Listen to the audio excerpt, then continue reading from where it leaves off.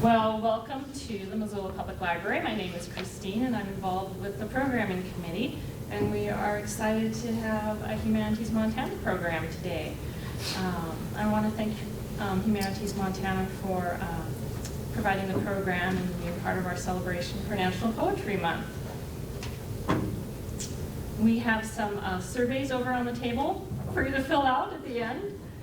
And a sign-up sheet if you want more information from Humanities Montana. They have an e-newsletter. So today's program is called Wordsongs. I'm standing in the wrong spot here. Bringing poetry to life with Dave Caserio and Parker Brown. This program is a dramatic, high-energy, interactive, and intimate performance of poetry and music designed to invigorate and rekindle the passion and interest for poetry. The duo draws from contemporary and past poets and poetry of diverse cultures and subject matter, period and themes, infuses them with the music of jazz, blues, classical, and folk traditions. I'm not sure what they've selected for us today. I know it's going to be a great surprise. And I know they'll stick around too if you have any questions at the end. Cool. Great. Thank you. Thank you.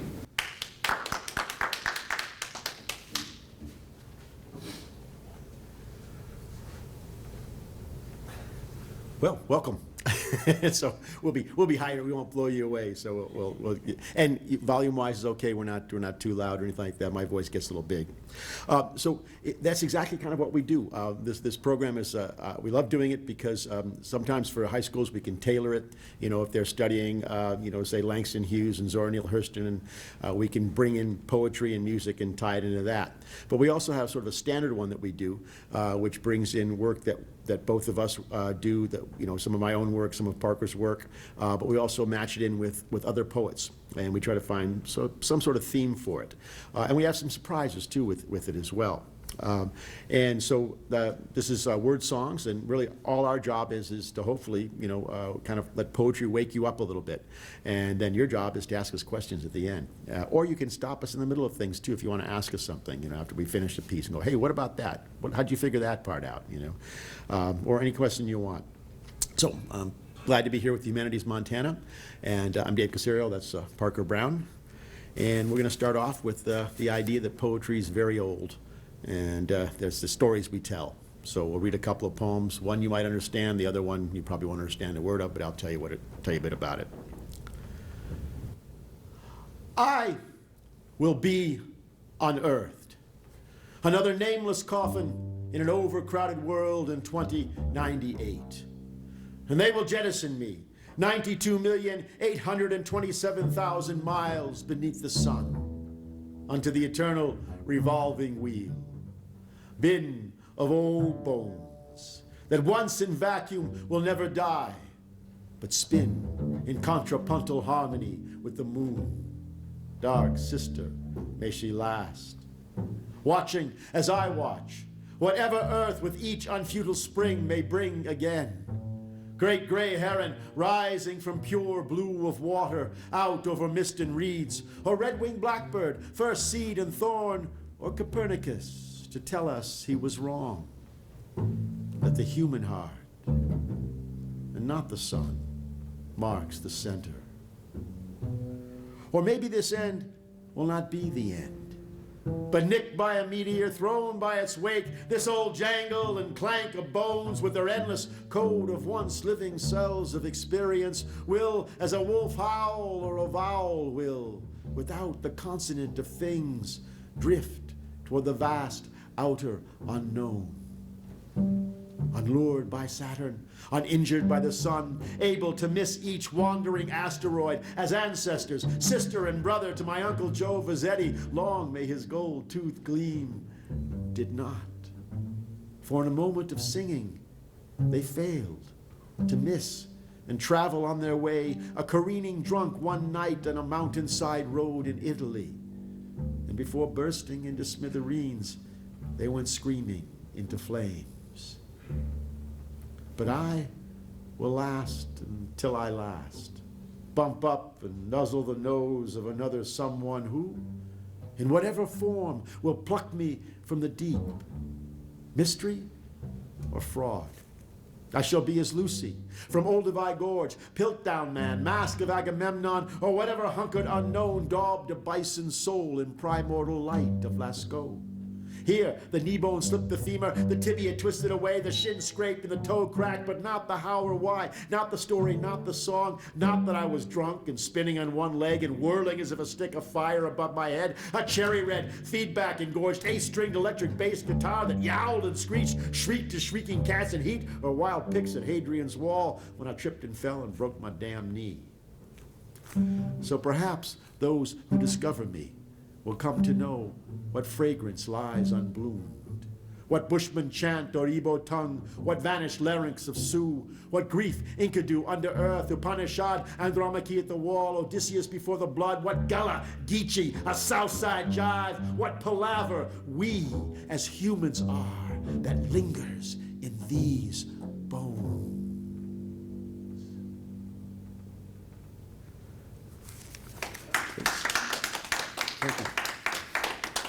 Because essentially, we are who we are based on our stories and our songs, and they get passed on, and we put them into language, put them into song, and so I'm going to kind of go back and then go as far back as I can in English, and then come as far forward in someone speaking English. And these two pieces are not mine. This first piece is called Cadman's Hymn. And normally I don't tell people about it, but I think in this case I'll tell you what the general story is. And it's simply the Cadman's Hymn is the monk Cadman, who was essentially an illiterate monk, could not read or write, and he lived in an abbey, in an abbey monastery, and he falls asleep. There's a party. He decides he doesn't want to go to the party. He goes into the barn and sleeps, and he's awakened by, in this case, because it's medieval and Christian, an angel of the Lord, and commanded to sing the song of creation. And suddenly he begins, as it were, to speak in tongues, to make language and make music. And this poem is interesting because what it did is that this is the bridge poem between the old oral traditions of Anglo-Saxon and then the new cultural thing and religious thing where the Christianity was saying, is this poetry useful for us? Can it still function the way we want it? Because it's just telling pagan stories. So the same meter and well, not so much the meter because it's not really metered, but the same structure of the poem would allow for one to praise God and all the angels within that sort of medieval hierarchy the same way that one praised, say, someone like Beowulf or a big warrior. And so it's simply, you can just slip God in for Beowulf. And so, and this is, it's funny, but that's really kind of what happens. So that's the story. There's a little bit of prose to begin with. In this Abuduson Minstry, where's sum brother, Cadman, Sindra glitche mid God kundra, yefe yamared on ye worthed, mid tha meestin sweetnessa und inbirdnessa. Tha he there in ye limplice tide his leomu, on resta, on setta, and on slepta. There stood him some man. There stood him all mikti. Et thur swefna on hinna aletta on greta on hinna be his nomen nemda. Cadman. Cadman. Cadman! Sing me wathwugu. There on sorede he on feng. Nay, can it's not singing. Cadman, sing me. What shall singing? Sing me Frumschaft. There, he there, on soiree, on feng.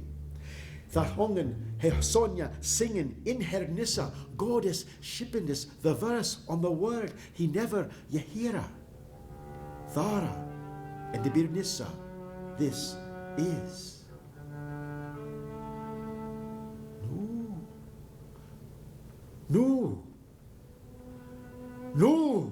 No, Schulen Harrian.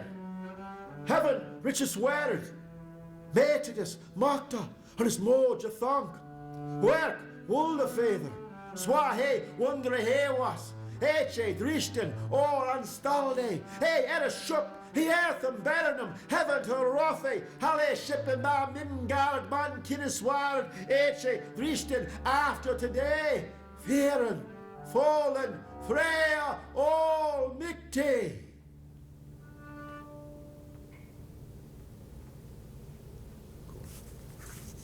And that's Cadman's hymn.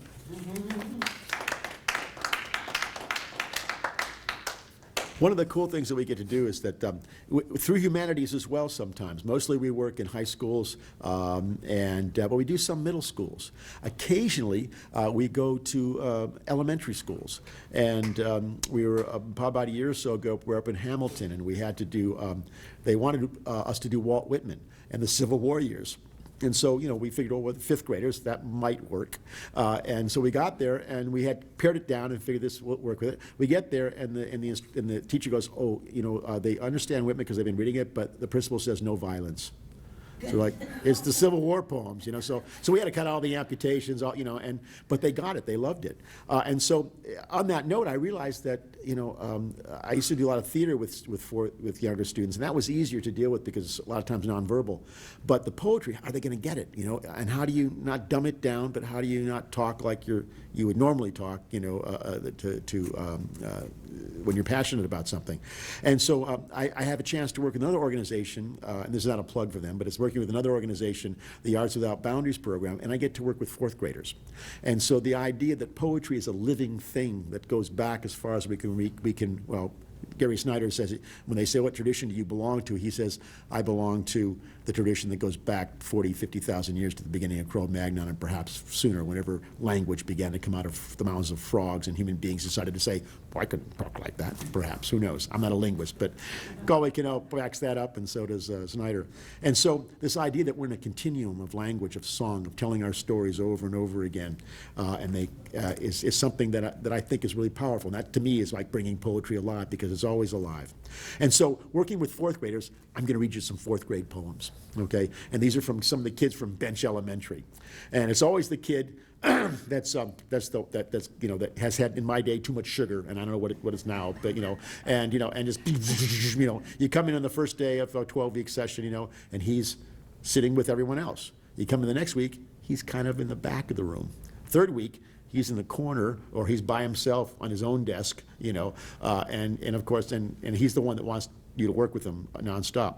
So this little fellow, I'll just tell you his first name, but his name is Connor, and he wrote a poem about his dog Pug, and it's not the poem you think, because most of the fourth graders are like, my kitty's fluffy. Yeah, okay, it's fluffy. What else is it? And I tell them about static electricity and balloons, and then they really like that story with cats. Anyway, this is called The Pug. Watch out!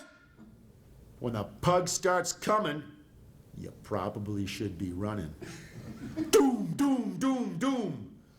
The pug wins, the cat loses. You're probably wondering how the pug won. Well, the cat was fat. The pug was skinny and fast. So the pug outran the cat and caught the cat. Doom, doom, doom.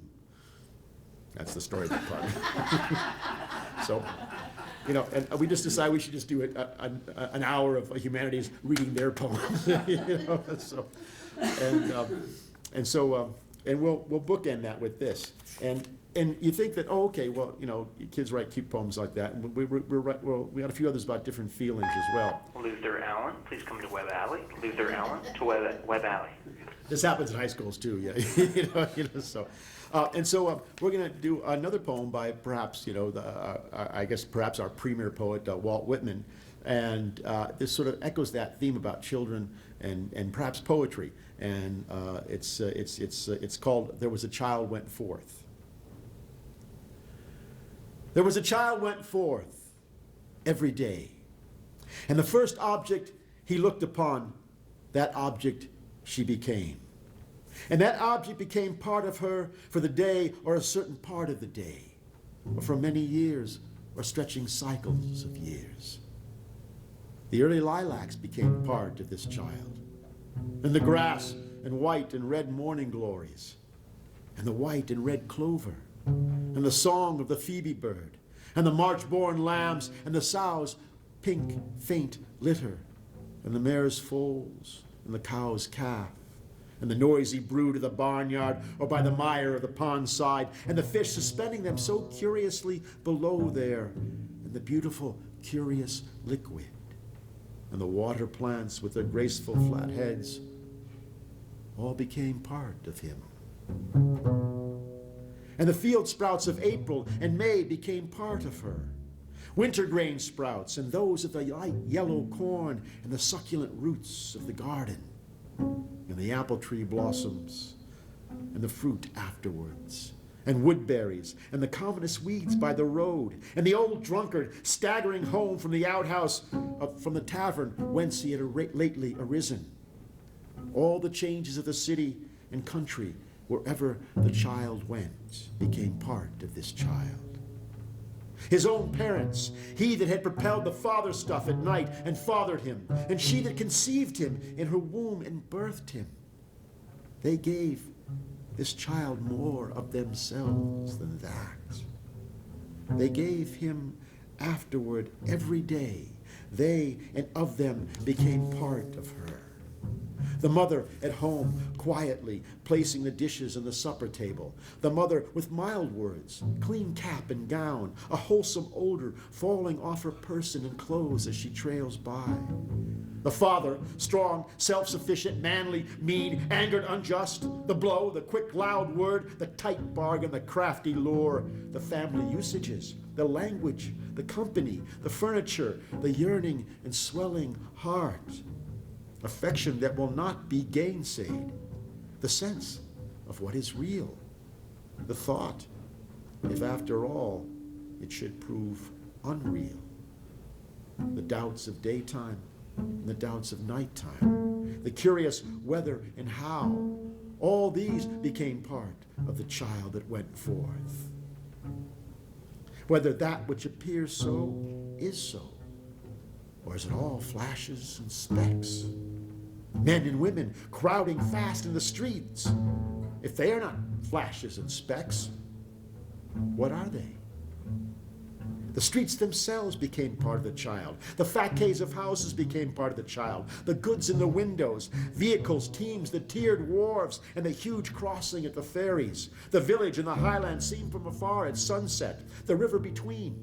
Shadows, aureole, mist, light falling on roofs and gables of white or brown 3 miles off. All these became part of the child. The hurrying, tumbling waves and the quick, broken crests and the slapping.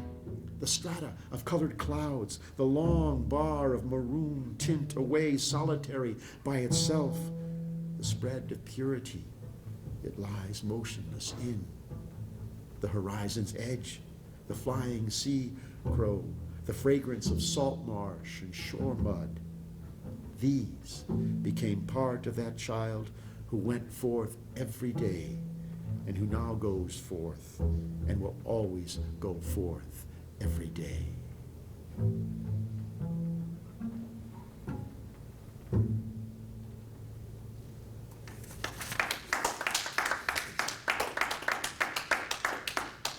And so one of the things that I realized is that, as a writer somewhere along the way, is that childhood, it's you can mine it, and that's even an incorrect word.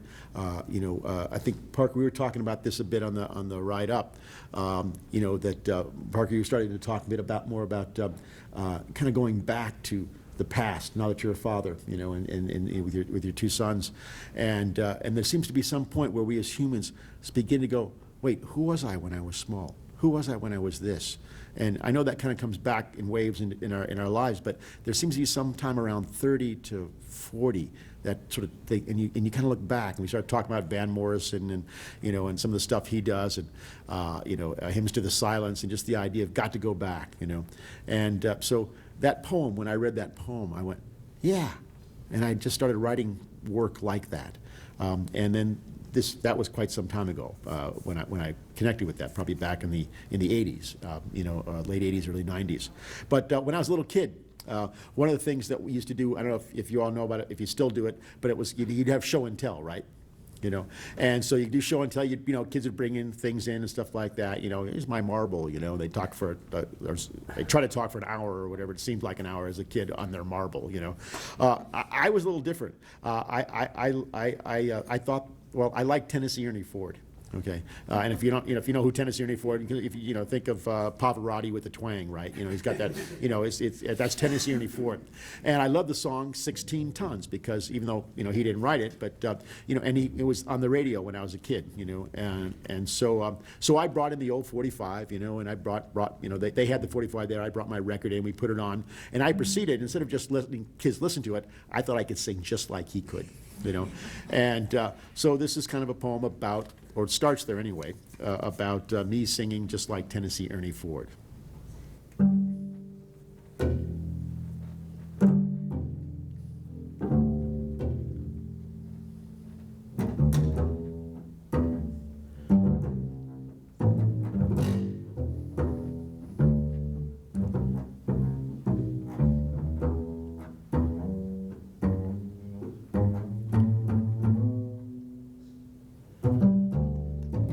And it's second grade show and tell. And I'm full out singing to the 45, 16 tons, and what do you get? Another day older and deeper in debt. Sure and damn happy that Tennessee Ernie Ford and I were cats of the same litter. When he was singing, I was singing. With all the Broadway Grand Ole Opry and Auntie Mame in me. By swinging arms and marching step, bundled in Dad's old blue suit coat, a grid, a red plaid shirt, a wisp, a dapper thin pin tie, I threw it down. From the nickel-tip clip of a finger snap to the sly look-away look to a dazzling down-home grin, graced by the elegant homemade mustache my mother penciled in. I was certain at 7 that I was blessed in those deep-throated chops that would let come forth a spine-rattling bass baritone vibrato to cleft mortar and brick, as though the Lord were singing in the stones and throbbing the ancient walls of Bennett Elementary. Erasers would startle and clap, blackboards would write in tongues, and the white chalk leap up like small fishes.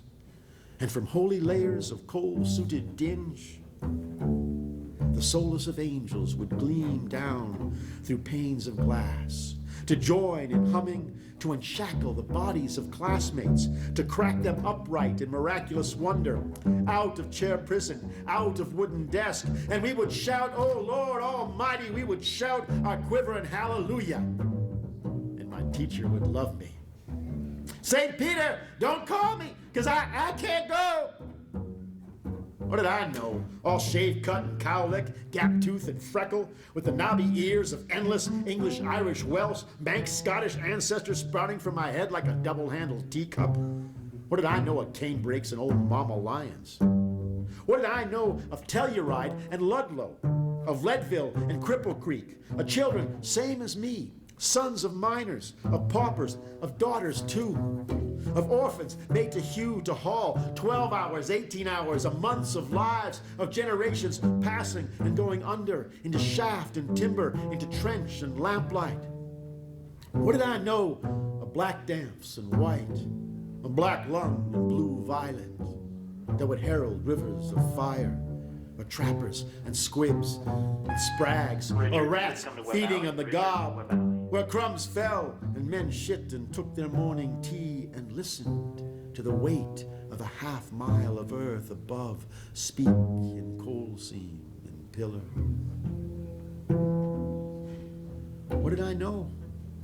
What did I know of firings and blacklistings, of scabs and strikebreakers, of union busters, of state militia undisciplined and in cahoots with pit bosses, hired thugs, barrelhouse gunmen, Pinkertons and spies?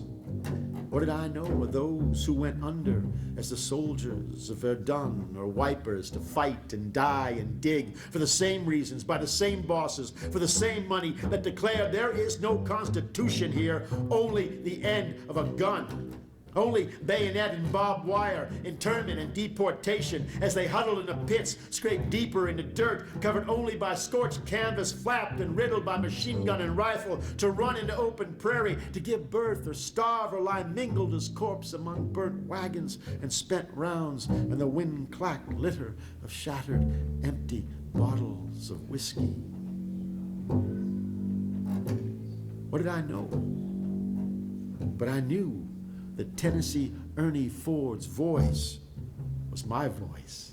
And the truth of the song was the truth. And it dartled my skin.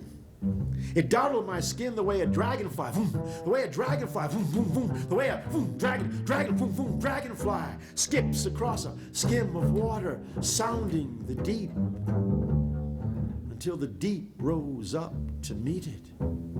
A cold blue fire that uncoiled in the well of my spine, shivered in the plum of my scrotum. It spun in tendrils down my legs, twin curlicues of blue serpent fire rising through me as I threw myself out in squawk and fractured squeak, calling out and calling song, calling out and calling song, out to something I could not yet see, out to the man I wanted to be, out of this singing inside of me.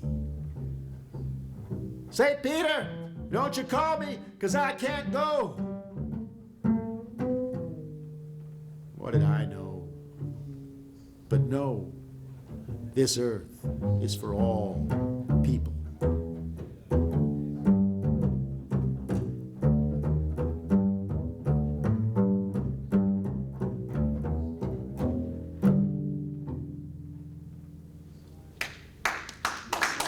Dr. Don.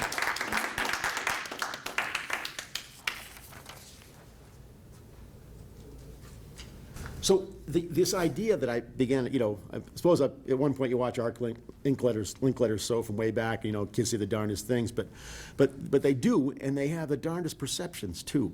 And even though the Pug one was fun, sometimes they have things where, as a kid, I could really feel it. I didn't know what I was feeling, but it made me want to sing, And my dad was a steel worker, and I had some sense of what happens to people, but I don't have the sense I have now. And that idea of wanting to speak in song, in poetry. I got to kind of hunt for this one just a little bit.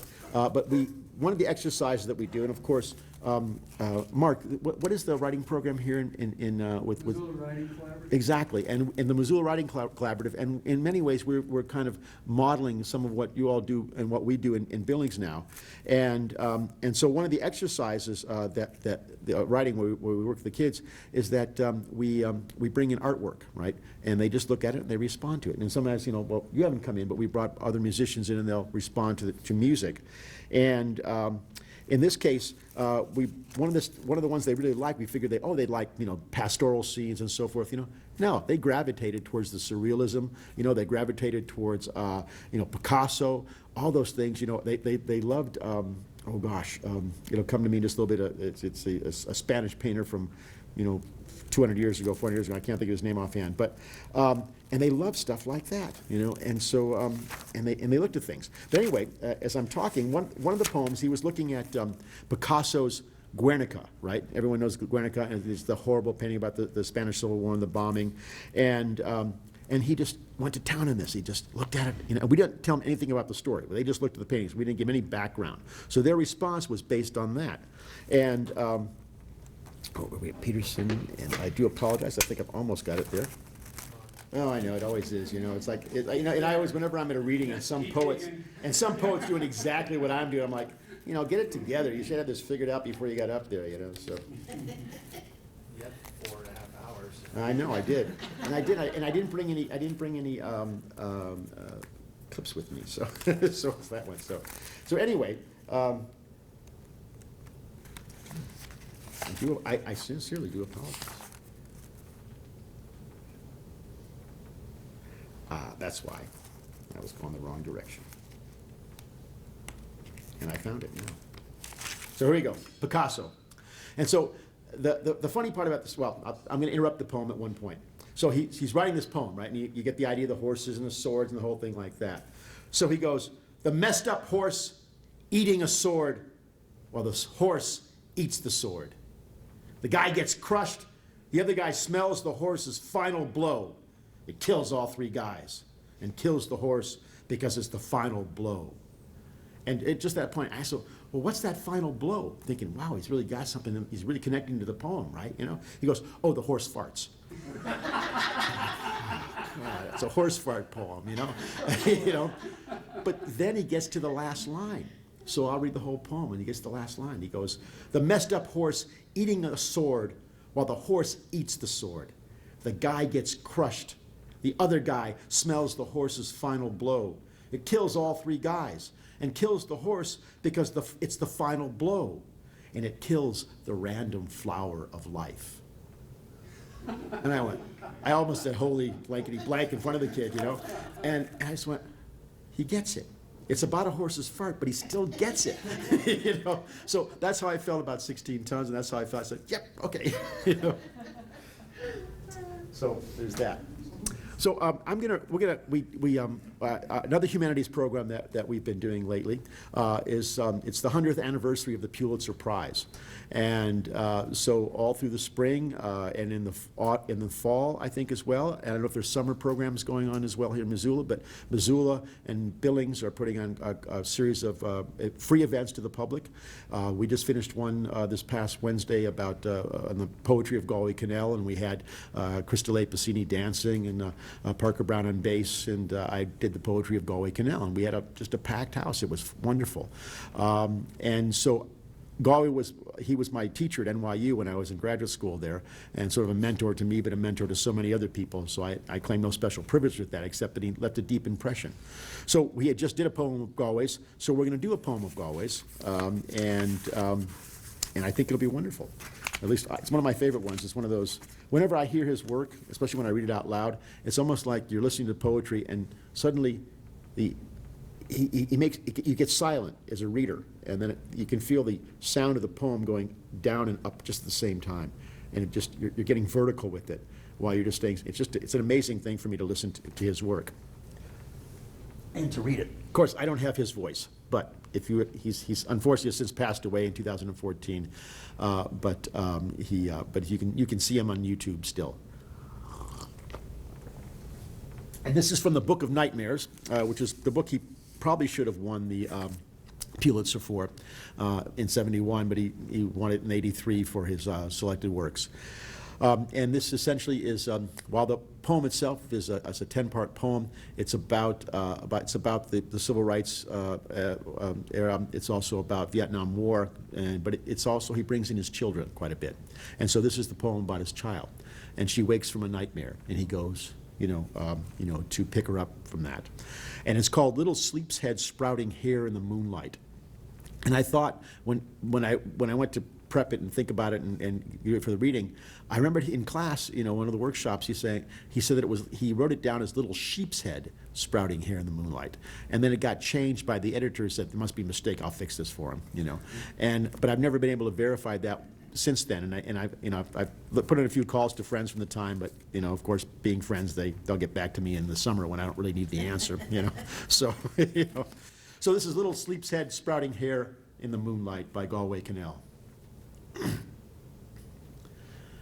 You scream, waking from nightmare. When I sleepwalk into your room and pick you up and hold you up in the moonlight, you cling to me hard, as if clinging could save us. I think you think I will never die.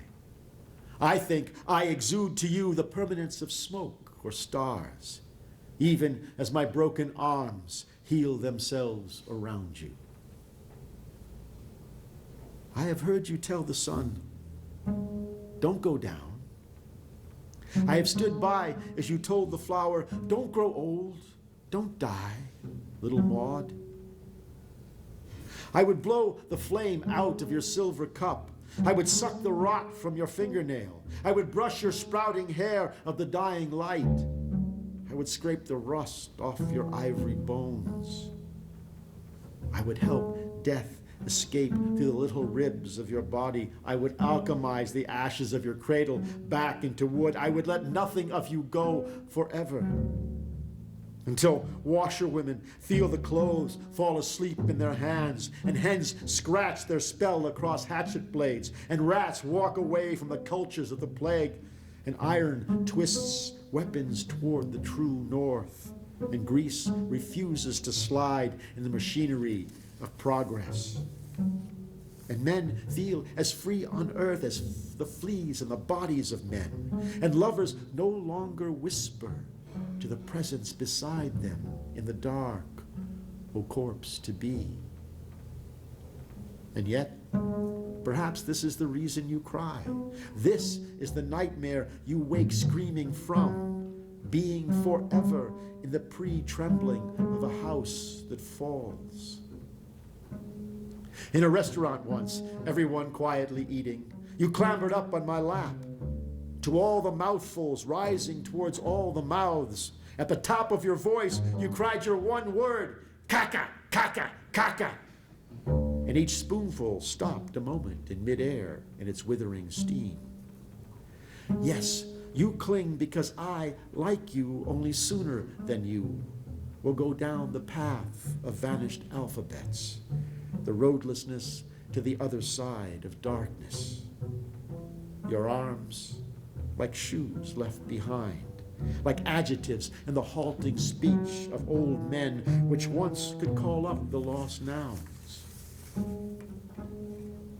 And you yourself, some impossible Tuesday in the year 2009, will walk out among the black stones of the field in the rain, and the stones saying over and over their one word, "Siji, Siji, Siji, here lies, here lies, here lies," and the raindrops hitting you on the fontanelle over and over, and you standing there unable to let them in.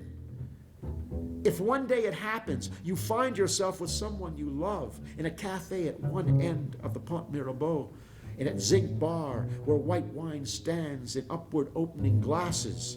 And if you commit then, as we did, the error of thinking one day all this will only be memory, learn as you stand at this end of the bridge, which arcs from love, you think, to enduring love. Learn to reach deeper into the sorrows to come, to touch the almost imaginary bones under the face, to hear under the laughter the wind crying across the black stones. Kiss the mouth which tells you here is the world, this mouth, this laughter, these temple bones, the still undanced cadence of vanishing. The light of the moon sends back. I can see it in your eyes. I can see the hand that waved once in my father's eyes, the tiny kite wobbling far up in the twilight of his last look, and the angel of all mortal things lets go the string. Back you go, back into your crib. The last blackbird lights up his gold wings. Farewell. Your eyes close inside your head in sleep. Already in your dreams the hours begin to sing. Little sleep's head sprouting hair in the moonlight. When I come back, we will walk out together. We will walk out together among the 10,000 things, each scratched too late with the knowledge the wages of dying is love.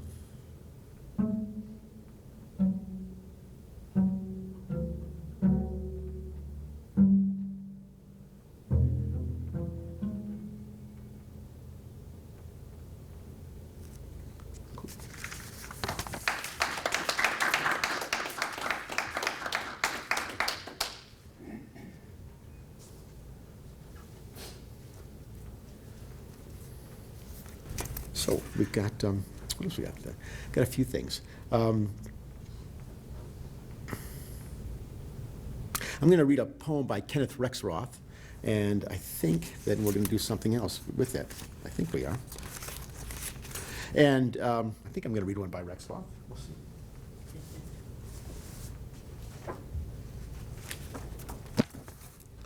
And Kenneth Rexroth, I don't know if everyone knows him. Part of the thing that I like to do with this is that to bring in poets that one hasn't heard of before, and so I'm gonna. Rexroth is probably a quintessential American poet, so rabble rouser and so forth, you know, and he got sort of a start in Chicago. And as a young poet, looking around for models, there's Carl Sandburg, and I like Carl Sandburg quite a bit. But Rexroth appeared to me sometime in my early 20s. I was living in California at the time. The book actually fell down as I was thinking, I need to find a new poet that could tell me something. Literally, the book fell off the library shelf and under my foot, and I picked it up and went, this is the book I'm going to read. I'm not making that up. That literally happened, and he wrote poems about about the 30s and the 20s back in Chicago. He's mostly known as a San Francisco poet. He was there before the Beats. He's the one that helped organize the reading where Ginsberg read Howell. Was it in the bookstore or no? City Lights just actually, yeah. I'm sorry. Gallery 6. Yeah, exactly. It was that famous reading, but he was sort of there before those guys showed up, and he had a long relationship with, in terms of a writing relationship and mentor sort of thing with Gary Snyder and the others. But he was also a cantankerous person and kind of burned a lot of bridges. And one of the professors I worked with, Linda Hamalian, wrote this biography on him quite a few years back, and he writes some of the best loved poetry, I think, in writing in English in America in the last, say, 40 or 50 years. But of course, he was a complete womanizer, and he's not, he wrote the ideal stuff in the poems, but he was a real blankety blank otherwise. But he does know which side things are buttered on. And so this is called The Bad Old Days, and it's kind of bluesy, and then we'll do My Father Used to Stay Up Nights, maybe, if I can remember it. Oh, I got it. Okay, good. So we'll do two poems. Chicago, his time, Chicago, my time. The Bad Old Days. The summer of 1918, I read The Jungle and The Research Magnificent. That fall, my father died, and my aunt took me to Chicago to live. The first thing I did was take a streetcar to the stockyards. In the winter afternoon, gritty and fetid, I walked through the filthy snow, through the squalid streets, looking shyly into the people's faces. Those were at home in the daytime, debauched and exhausted faces, starved and looted brains, faces like the faces in the senile and insane wards of charity hospitals, predatory faces of little children. Then, as the soiled twilight darkened, under the green gas lamps and the sputtering purple arc lamps, the faces of men coming home from work, some still alive with the last pulse of hope or courage, some sly and bitter, some smart and silly, most of them already broken and empty, no life, only blinding tiredness, worse than any tired animal, and the sour smell of thousands of suppers of fried potatoes and fried cabbage bled into the street. I was giddy and sick, and out of my misery, I felt a rising, a terrible anger, and out of that anger, an absolute vow. Today, the evil is clean and prosperous, but it is everywhere. You don't have to take a streetcar to find it. And it's the same evil, and the misery, and the anger, and the vow are the same.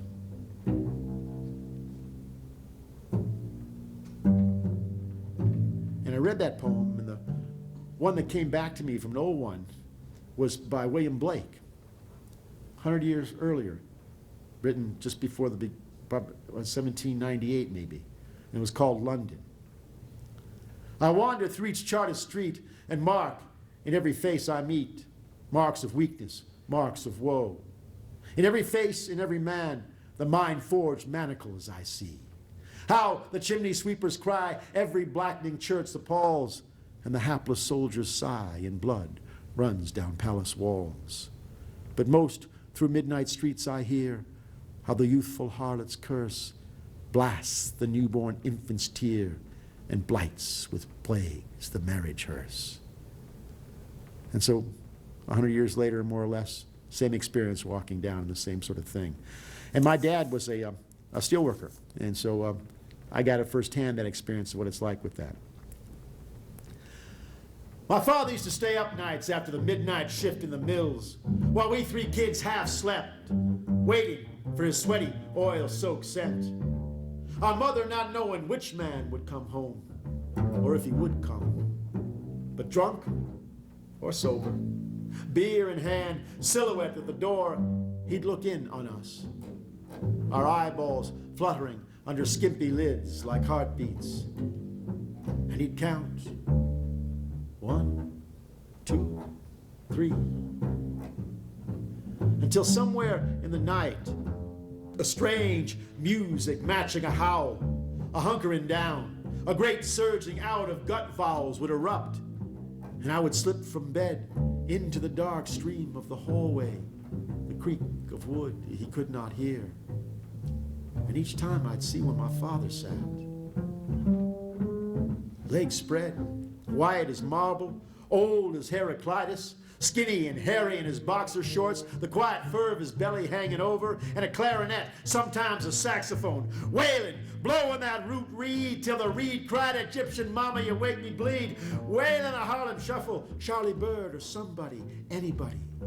And all the pain, his father, who tied him, beat him, and locked him for days in the attic closet, once with a sickle, splitting him from forearm to wrist. No future, the mills, and the daughter he'd take the bed, and the wife he'd beat senseless, or sons already turned away that would never come back. Maybe, just maybe, finding its way out.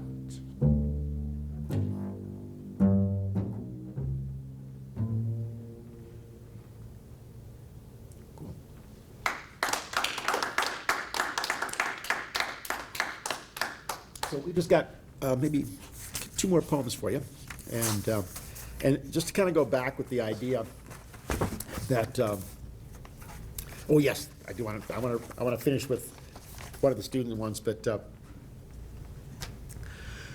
I don't. This one might be work. I was getting nervous on this one, but Galway Canal. The idea I think that with poetry is that you try to introduce people to ones they haven't heard. You know, whether you're a poet or not. And I make every student I ever get in any class. You know, even when I had, it could be a math class if I was teaching one, but obviously they wouldn't let me teach math. But no, they really wouldn't. You know, so hey, I balanced my checkbook. That doesn't count. You know. But it's the idea that we started off from the beginning, that poetry is as old as we are, that our stories and our songs are as old as we are, and we keep telling them over and over again, but they're different each time and they're new lessons, and our song has a continual thing. I always think of poetry, even though it's not my framing of this, that poems, I've read it from Tess Gallagher, an essay that she wrote, that poems are time machines. And I think of them almost living time machines, because you can pick up a poem by someone. I remember reading Ben Jonson's poem on the death of my first son, he's a contemporary of Shakespeare. And I'm pretty sure it's a sonnet. I'm pretty sure it's a sonnet. I can't remember for sure exactly now, but, and it's just this gorgeous poem. And I read this, and my idea of fatherhood, and Bart can put his hands over his ears like this, is my idea is pretty much like W.C. Fields, right? When they're born, you stick them in a barrel and feed them to the hole. When they turn 18, you plug up the hole, right? So I'm not really a father, and so I don't have that same empathy for them, right? And yet, reading this poem, I'm able to read the poem, and suddenly I can, it's physical. Galway Canal would always talk about the idea of poetry as things in the mouth, that like fruit comes out of your mouth when you're speaking vowels and consonant, rocks and bugs and bullfrogs, and that it's a physical thing for me when I think of poetry. And so when you pick up that poem and read it, in a sense, you are recreating within yourself the breath patterns that go back and tie you into emotional patterns that give you little things of consciousness. And suddenly, that is a time machine to me. And you can just have these amazing things. And also, so the idea of reintroducing poets that might have fallen out of favor a little bit. So this is a poem by the other cranky Irish poet who's long since died 67, is Patrick Kavanagh. And Galway introduced him to us in class. I mean, I knew a lot of people.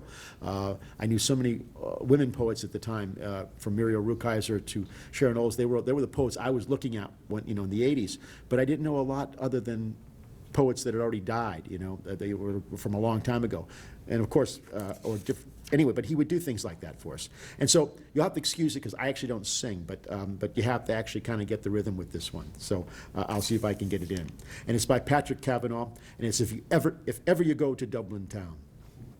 If ever you go to Dublin town in 100 years or so, inquire for me in Bagot Street and what I was like to know.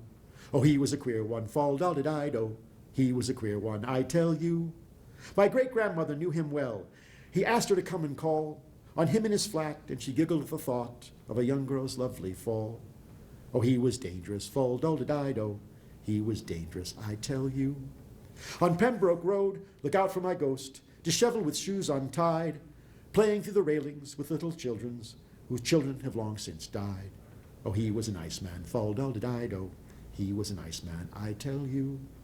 Go into a pub and listen well, if my voice still echoes there, and the men ask the men what their grandsires thought, and tell them to answer fair. Oh, he was eccentric, fall-dal-di-di-do. He was eccentric, I tell you. He had the knack of making men feel as small as they really were, which meant as great as God had made them, but as males they disliked his air. Oh, he was a proud one, fall-dal-di-di-do. He was a proud one, I tell you. If ever you go to Dublin town, in 100 years or so, sniff my personality, is it vanity's vapor now? Oh, he was a vain one, fall-dal-di-di-do. He was a vain one, I tell you. I saw his name with 100 others in a book in the library. It said he had never fully achieved his potentiality. Oh, he was slothful, fall-dal-di-di-do. He was slothful, I tell you. He knew that posterity had no use for anything but the soul, the lines that speak the passionate heart, the spirit that lives alone. Oh, he was a lone one, fall-dal-di-di-do. He was a lone one, I tell you. Yet he lived happily ever after. I wonder. That's Patrick Cavanaugh. And so we just got one more. That'll be it. You can ask us questions, and we'll respond to questions, hopefully. There was, where is this one? And the funny part is, I'm actually using, we're working on this other performance piece, and I'm using this poem. It's called Old Man, right? And the idea of, we were talking about how, that the children can really look at things and they just tell you what they see. They, if they haven't got to the censor part, they'll just, there's no censor, boom, and they'll go with it if they haven't been shut down. And so this is another one where they were looking at art, but I thought she was talking to me, and her name's Izzy, okay, and she's a great kid. So this is it, and it's, old man, the skin on you is turning white like the stars that are in the night. You're getting old. It's your time. Lay in bed. It's your time. You can't walk or run. It's your time. I think you're done. Let's sit and chill down my back.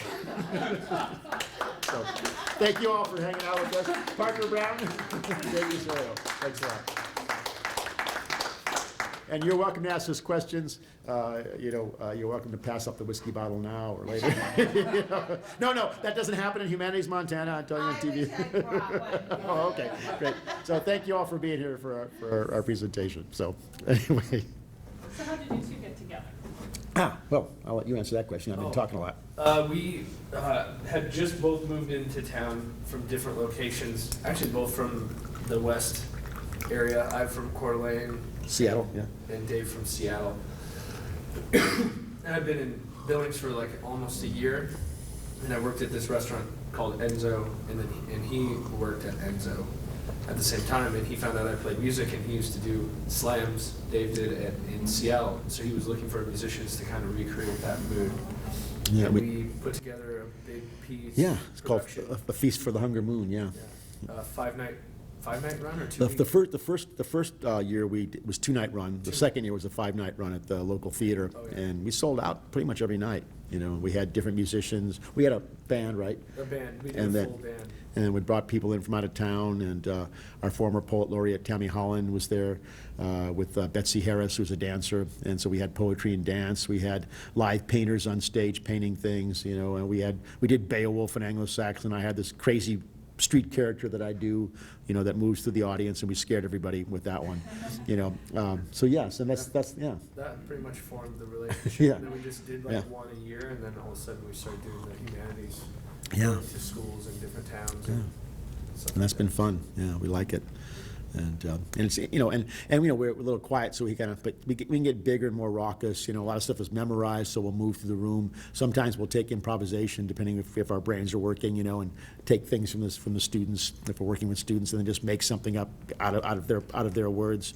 And sometimes you fall flat in your face on that, But sometimes you go, ooh, that might actually be something, but it was good enough in live, So yeah, and so we've been doing this for, as '08, so we've been, and we also, we have lots of other musicians in Billings, so Parker, there's Alex Nauman and Trevor Krieger, and God, who else works with us? Brad Edwards and Clay Green, so we have a full band that we'll work with and do shows and stuff like that, so, and we're, it's kind of fun.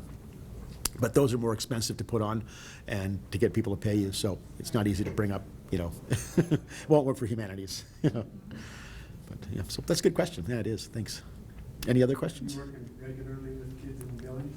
Yeah, we're spending a lot more time, the humanities, we get quite a few requests through the high schools for the humanities programs, and then, of course, the Arts Without Boundaries program, and then, it's because when you put your own shows on, it's a lot of work, and you might get a really great payout, because we'll get 200, maybe sometimes more than that, paying $10 to $15 to come listen to poetry and music, and then drink a lot of beer while it's going on, and so we can do pretty well. But when you think of all the work that you have to put in to make that, so lately what we've been doing is like, well, they're going to pay us to do this, we'll do this, and so we're spending more times when people are paying us ahead of time, so instead of on speculation, Funny how it works. Yeah, and there's nothing wrong. I like doing it. Yeah, we get to move stuff, and we have lots of programs, and and we get to come and do things like this, and get to travel the state. So we like doing it. So we do get a lot of with and I love in Montana. I grew up in Chicago. When the high school the suburb I moved out to when I was a freshman, but we had almost 1,000 kids in our graduating class. I mean, it was like 4,000 kids in that school. It was huge. And I go to some like little one-room schoolhouse, not really one-room schoolhouse, but where you've got kindergarten all the way to 12th grade in the same building. And you come and you do a show like this. And you're like, wow, this is your life. That's not, And so it's great for me. And so I like that. And we get to go to places, so it's fun. I was never in Hamilton, and I always wanted to go up to that Bitterroot area, and so we went there. Yeah. Fun, but cool. Any other questions for us? Nope, it's fine. Yeah, you're not on the spot. It's only if you want to. Well, thank you very much, and we'll see you again, perhaps. Thank you for being here. Thanks.